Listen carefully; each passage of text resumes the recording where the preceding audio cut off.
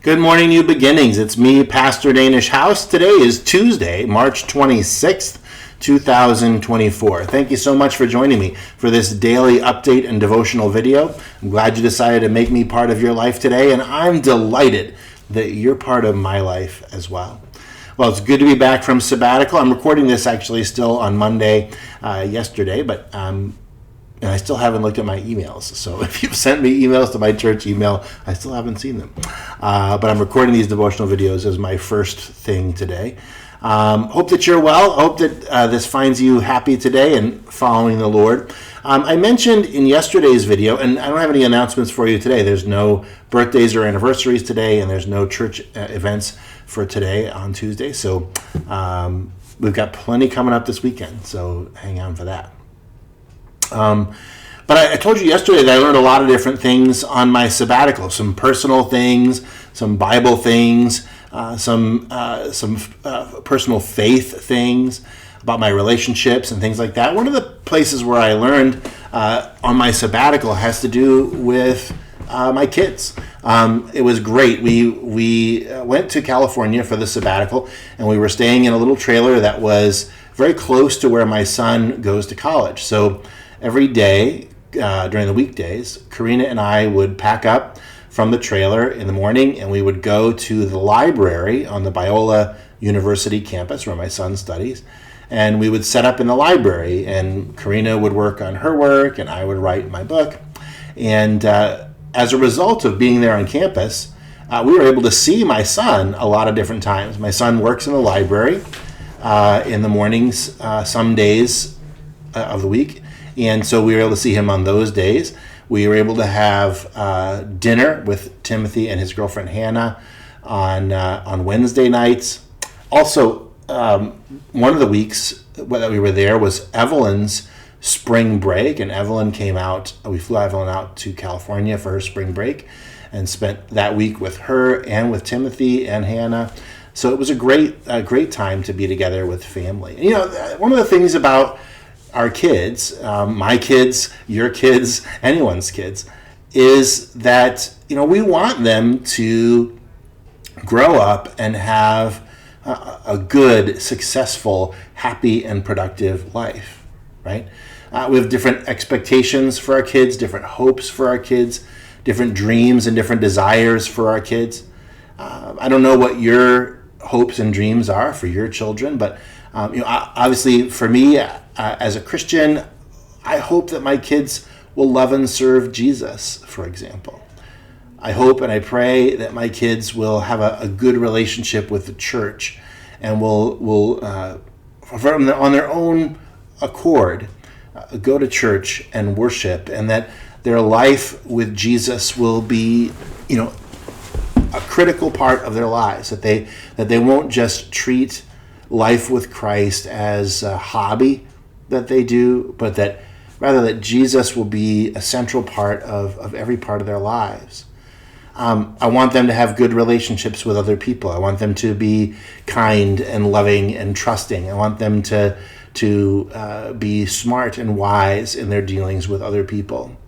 I want to have a good relationship with them myself. I hope that we continue in a relationship of love in our family. I hope and I pray that they're able to finish their studies, that they're able to pay for their education, which is an important thing. My kids help to pay for their education just as we help to pay for it as well. And the government helps to give them loans, which is great. I hope that they're going to learn what they need in order to be able to have a good job after college and to be able to have a family. I hope that the things that they've seen and experienced in our family will be things that they'll want to put into practice in theirs. I know that, in any family, there's going to be things that they're going to want to put in practice, things that they're not going to want to put into practice. If they wind up in a romantic relationship, hopefully a marriage, then they're going to be bringing their spouse's family traditions, and their family traditions together, and they're going to have to make compromises and figure out how that's going to work, just like Karina and I did, just like you and your spouse did if you're married. Have to figure out how it how it's all going to work. So I have those hopes, I have those dreams for my kids. And when I was coming up in my Christian life, people would always quote this verse out of Proverbs to me about raising children. They would quote this verse that said, "Train up a child in the way he should go. Even when he is old, he will not depart from it." Train up a child. It sounds like it's a promise, right? If you do this, then that will happen, right? If you start a kid off in the right direction, then they're never going to veer from it. And, I don't know how it is for you, but it's definitely the case for me that I watch my kids growing up, and they are departing from the ways that I did things. They are departing from the ways that I trained them in. We went to my son's church while we were out there. It's a very different church than New Beginnings. It's a very different church than the kind that my wife and I would attend even if we weren't the pastor and his wife at New Beginnings. It's a different thing. My son has a very different relationship with God and a very different approach to his relationship with God than Karina and I do. And when Evelyn came out, she has a very different approach to her relationship with God as well. Evelyn's attending a Catholic church out at Drew University. Boy, that was not expected, right? But our kids are doing different things than we would do. I'm very happy that both my kids are attending church, but not for all of us. That's not the case, right? Many of us have kids who are no longer attending church, or maybe they're living lives that involve activities that we don't approve of, or that we don't think God would approve of. We hear this promise, train up a child in the way he should go, and even when he's old, he will not depart from it. We think it's a promise, and we feel like, okay, God, have you gone back on your word, right? My child is now grown, and they're not following you the way that I'd hoped that they would. What do we do with that? How do we deal with that feeling? And I have that feeling too, right? Because I heard those words as a promise as well. When I dug into it, though, one of the things that I found is that this is actually a poorly translated verse. It was translated poorly in the King James Version, but it became so deeply ingrained in the way the church thought that even when new light from Hebrew studies came into understanding the original language, the pressure to keep it the way it was so strong. In the Hebrew, if you study the Hebrew, what it's saying is, if you train a child up to go his own way, if you train a child to go his own way, in other words, if you don't discipline a child, if you don't train a child, if you just let the child take their own approach, the verse is saying, then even when he is old, he will not depart from it. It is a promise.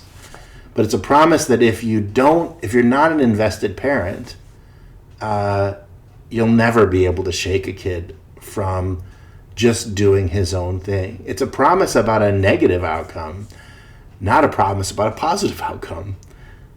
The truth is, and I think many of us as parents have learned this in our experience, and we see this, that even if we give kids a good start, even if we train kids in the way that the Bible says they should go, there's no guarantees, right? Every person is their own grown-up person, right? When our kids grow up, they are responsible for their own choices.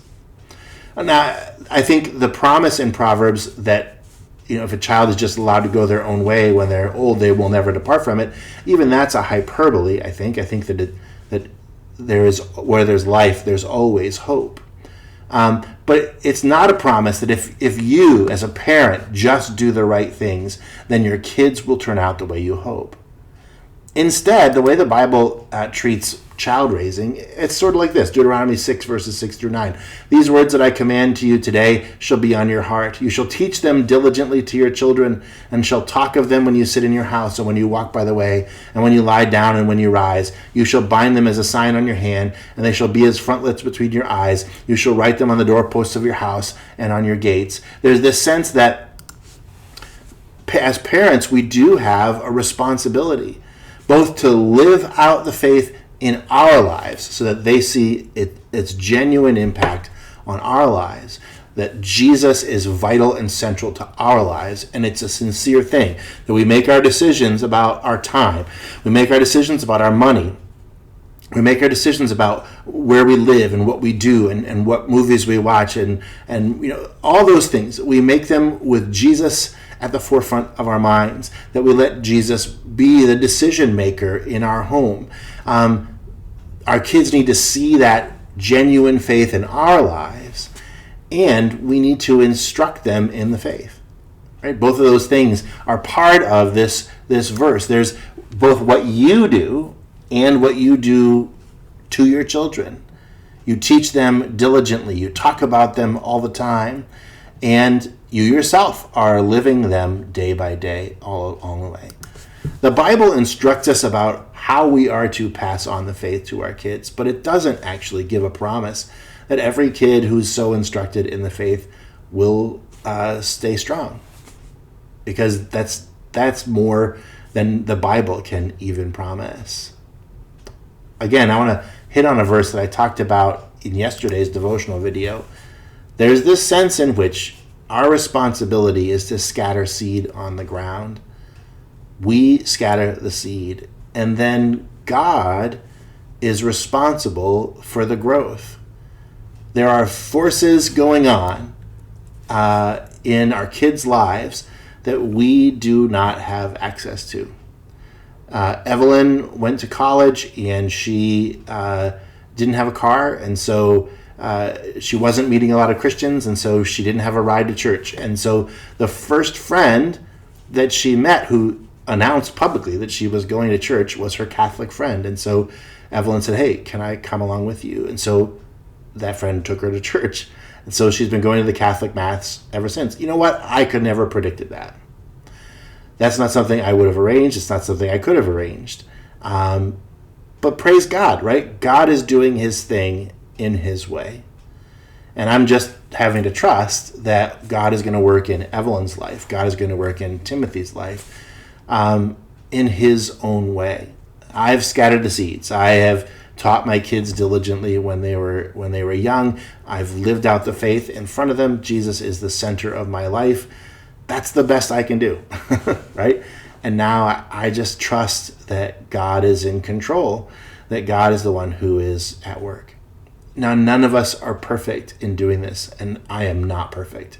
My kids have also seen me stumble and fall. My kids have seen me angry. My kids have seen me impatient. My kids have seen me unreasonable. My kids have seen me depressed. My kids have seen me struggling with my own faith at times. So my kids didn't have a perfect example in front of them, and neither did yours. And whichever way your kids are going right now, what you need to know is you have scattered some seed. You are continuing to scatter some seed. You are dedicating your life to Christ even today. You're following him, and your kids can see what you're doing. And beyond that, you have to trust that God is at work. I talked yesterday about trusting that God was in control. For me, trusting that God was in control here at New Beginnings while I was away. But the same is the case for my relationship with my kids and my family. I do the best that I can. I probably don't do the best that I can, frankly. I can certainly see places I could have done better. But regardless, I do what I've done. I apply myself to the scriptures. I apply myself to following Christ. And I trust that God is in control and that he will direct my kids' paths and that they'll have a relationship with him that's theirs and not mine. Let's pray. Heavenly Father, thank you so much for this day. Thank you for your love for us. And Lord, for all of us, there's people that we love, that we want to influence towards you. God, I pray that you'd help us to do what we can and then not take responsibility for what happens as a result. To trust you with the results. To trust that you are doing things in our kids' lives, that in our friends and families' lives, that we can't even imagine. Lord, please do your work in people that we love, I pray in Jesus' name. Amen. Hey, thank you so much for joining me for this daily update and devotional video. I love you, New Beginnings, and I look forward to talking to you again tomorrow.